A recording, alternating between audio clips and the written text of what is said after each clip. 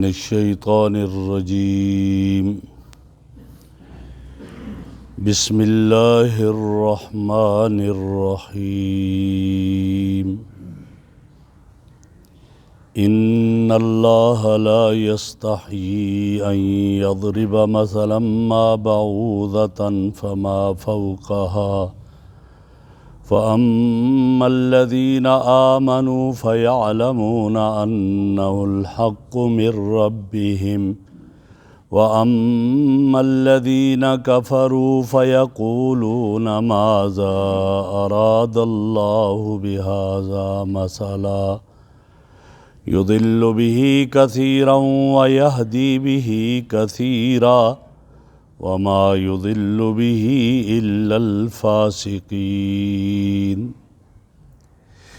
ان اللہ لا یستحیی بے شک اللہ رب العزت نہیں شرماتے ان یضرب مثلا ما بعوضہ کہ وہ بیان کریں کوئی مثال مچھر جیسی مثال فما فوقہا یا اس سے بھی اوپر اس سے بھی بڑی فاما الذین آمنوا وہ لوگ جو ایمان لائے فَيَعْلَمُونَ أَنَّهُ الْحَقُّ مِنْ رَبِّهِمْ وہ جانتے ہیں کہ یہ حق ہے مثال اور اللہ کی طرف سے یا ان کے رب کی طرف سے ہے وَأَمَّا الَّذِينَ كَفَرُوا اور بہرحال وہ لوگ جنہوں نے کفر کیا فَيَقُولُونَ مَاذَا أَرَادَ اللَّهُ بِهَذَا مَثَلًا وہ کہتے ہیں کہ اللہ کی کیا مراد ہے، اللہ نے کیا ارادہ کیا اس مثال سے یضل بہ کثیراً بہت ساروں کو اللہ اس مثال کے ذریعے گمراہ کرتے ہیں ویہدی بہ کثیرا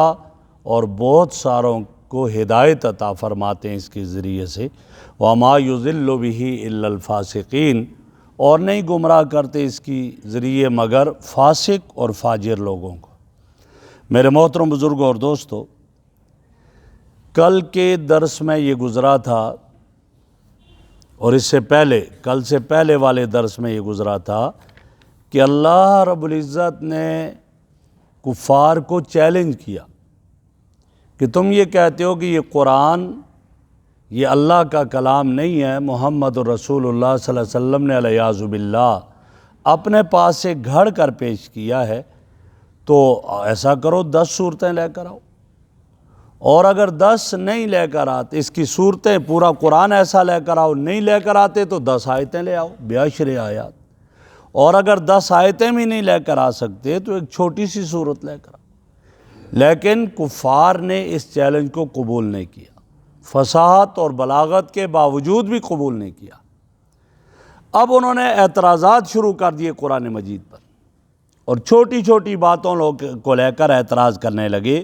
مثلا کہنے لگے بھائی عجیب بات ہے کہ اللہ کی ذات بڑی ذات ہے اور اللہ کا کلام بھی بڑا ہونا چاہیے، یہ چھوٹی چھوٹی باتیں اللہ کے کلام میں کیوں ہیں؟ کہیں مچھر کا ذکر کرتے ہیں کلام میں، کہیں مکھی کا ذکر کرتے ہیں، کہیں جو ہے وہ مکڑی کا ذکر کیا جاتا ہے، کہیں جو ہے کسی اور چیز کا ذکر کیا جاتا ہے۔ یہ ساری چھوٹی چھوٹی چیزیں ہیں اور یہ اللہ کے کلام کے مناسب نہیں ہیں، تو لہٰذا یہ اس بات کی دلیل ہے کہ علیہ باللہ یہ اللہ کا کلام نہیں۔ مثلا قرآن میں آیا وَإِن يَسْلُبْهُمُ الذُّبَابُ شَيْئًا کہ یہ لوگ جو بت تم نے اپنے خدا بنا رکھے ہیں ان کے سامنے جو ہے تم جو ہے وہ مٹھائی رکھ لو، اور اگر مکھی اس مٹھائی کو لے کر بھاگ جائے تو یہ اسے نہیں پکڑ سکتے، ان کے بس میں نہیں ہے۔ اسی طرح کا مشرک کے عقیدے کی مثال کمثل العنکبوت مکڑی کے جالے کی طرح ہے کہ وہ جالا کمزور ہے تو اس کا عقیدہ بھی کمزور۔ تو اس طرح کی مثالیں بیان کی تو اعتراض کرنے لگے کہ اللہ کا کلام، اللہ تو بڑی ذات ہے اور کلام الملوک ہے، ملوک الکلام، مقولہ ہے کہ بڑے کا کلام بھی کلاموں کا بڑا ہوا کرتا ہے، لہٰذا اس طرح کی یہ چھوٹی چھوٹی باتیں یہ اللہ کی شایان شان نہیں ہے جو اس کے کلام میں آئے۔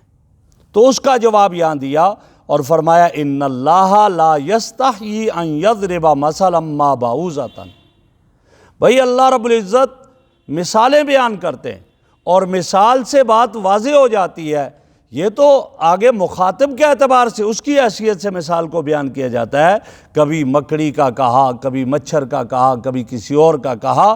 فرمائیے اور اللہ رب العزت اس بات سے نہیں شرماتے کہ جی نہیں میری ذات بڑی ہے اور یہ چھوٹی بات یہاں کیوں ان کے سامنے ہو جائے. نہیں، اللہ رب العزت مچھر یا مچھر سے بھی، یعنی باریکی میں اس سے بھی بڑی چیز ہے یا موٹاپے میں اس سے بڑی چیز ہے، جو بھی ہو اللہ اس کو بھی بیان کرتے ہیں. اور اس سے مقصد کیا ہوتا ہے؟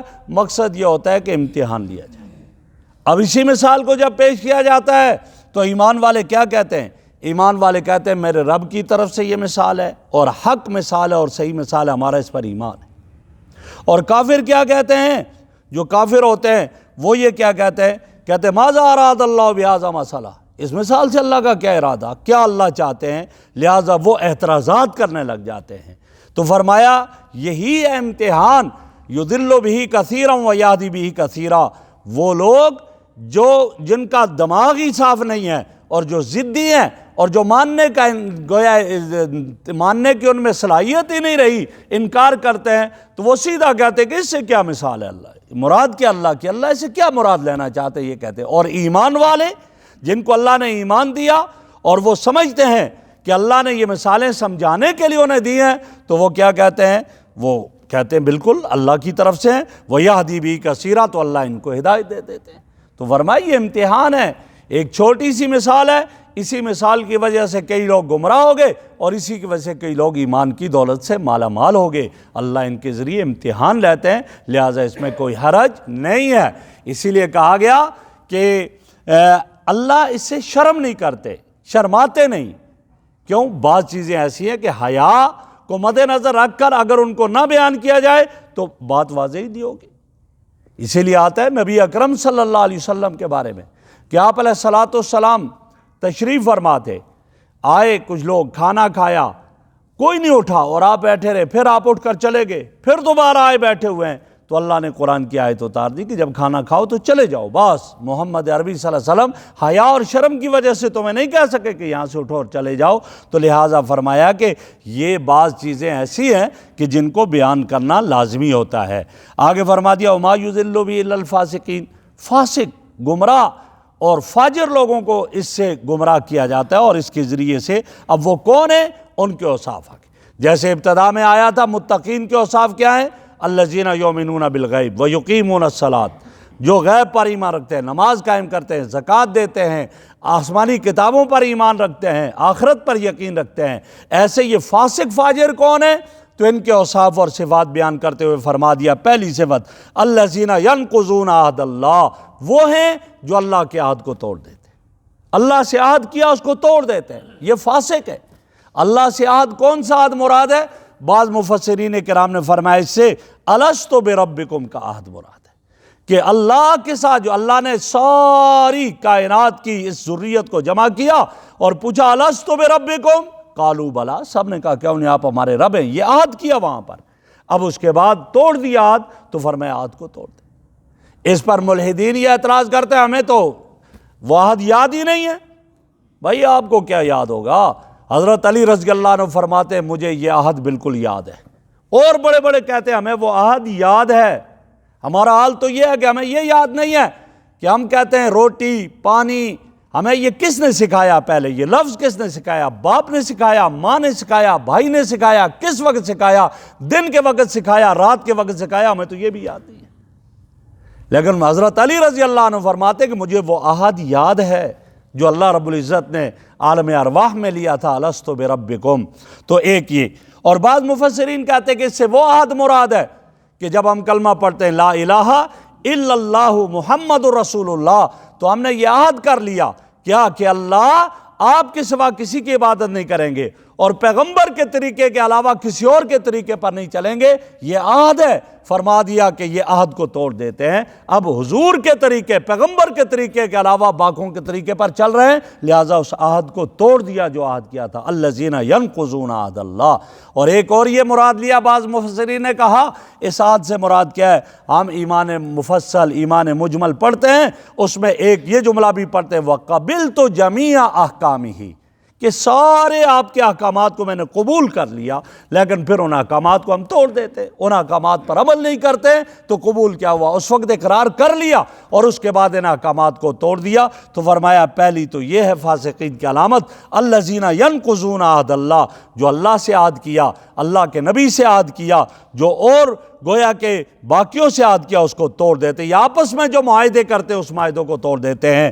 آگے کہہ دیا دوسری ان کی کیا، من بعد میثاقہ، ان کو مضبوط کرنے کے بعد توڑ دیتے ہیں۔ اور دوسری علامت کیا ہے؟ وَيَقْطَعُونَ مَا أَمَرَ اللَّهُ بِهِ أَن يُوصَلَ، اللہ نے جن چیزوں کے جوڑنے کا حکم دیا ان کو توڑ دیتے ہیں۔ کیا حکم تھا؟ اللہ سے تعلق جوڑو، اب یہ اللہ سے تعلق توڑا جا رہا ہے۔ پیغمبر سے تعلق جوڑو، پیغمبر سے تعلق توڑا جا رہا ہے۔ کتاب اللہ سے تعلق جوڑو، کتاب اللہ سے تعلق کو توڑا جا رہا ہے۔ آپس میں ایک دوسرے سے رشتہ داریاں کرو، رشتوں کو جوڑو، نہ کہ نعتوں کو توڑو، لہٰذا وہ رشتے اور وہ نعتے توڑے جا رہے ہیں۔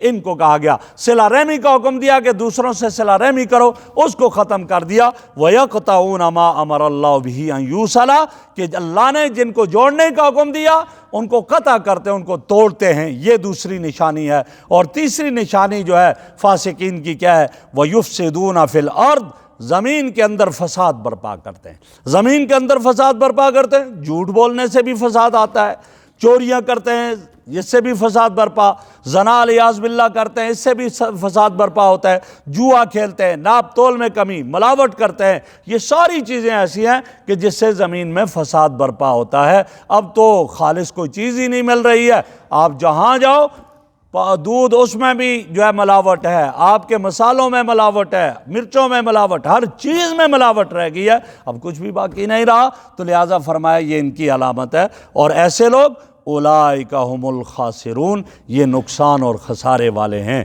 اور ان کا خسارہ ہے۔ ایمان پہلے متقین کا ذکر کرتے ہوئے فرمایا تھا اولئک ھم المفلحون، وہی لوگ کامیاب ہیں، اور ان فاسق لوگوں کے بارے میں فرمایا اولئک ھم الخاسرون، یہی لوگ خسارے اور نقصان والے ہیں۔ اللہ رب العزت ہمیں ان لوگوں میں شامل فرما دے جن کے لیے مفلحون کا حکم فرمایا۔